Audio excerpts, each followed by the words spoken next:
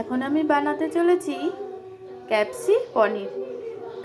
এখানে আমি কতগুলো মটরশুঁটি ছাড়িয়ে নিয়েছি, একটা ক্যাপসিকাম গ্রেট করে নিয়েছি, একটা ছোট টমেটো গ্রেট করে নিয়েছি, আর হাফ ইঞ্চি মতন আদা গ্রেট করে নিয়েছি, আর দুটো বাইলিপ নিয়েছি, আর এখানে 250 মতন পনির গ্রেট করে নিয়েছি, আর 3টে কাঁচা লঙ্কা কুচিয়ে নিয়েছি, আর একটু ধনেপাতা নিয়েছি।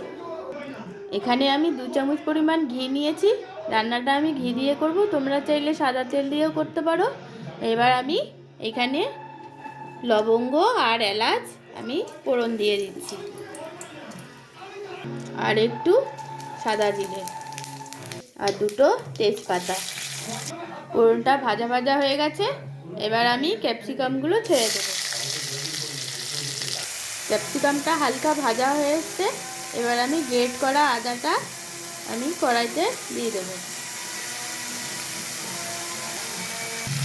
আদা ক্যাপসিকাম ভাজা হয়ে এসছে, এবার আমি মটরশুঁটিটা দিয়ে দেবো।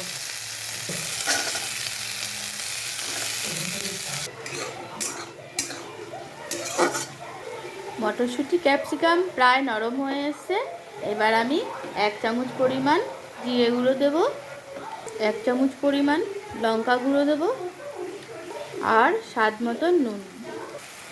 এই রান্নাটায় আমি হলুদের ব্যবহার করব না। গুঁড়ো মশলাগুলো দিয়ে কষানো হয়ে গেছে, এবার আমি টমেটো স্লাইসটা দিয়ে দিলাম। এটা যতক্ষণ না নরম হবে টমেটোগুলো, ততক্ষণ আমি কষাতে থাকবো। এবার লঙ্কা কুচিগুলো দিয়ে দিলাম, টমেটোগুলো গলে গেছে, এবার আমি গ্রেট করা পনিরটা দিয়ে দিলাম।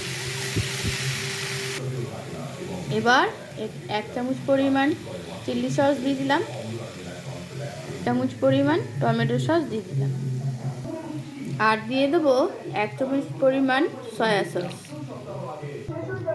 ক্যাপসি মটর পনির রেডি।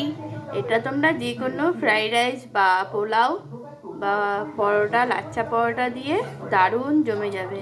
একদিন করে দেখো, তোমাদের ভালো লাগবে। যদি তোমাদের ভালো লাগে আমার এই সহজ রেসিপি, একদম পুরো নিরামিষ, তাহলে লাইক কমেন্ট শেয়ার করতে ভুলো না কিন্তু।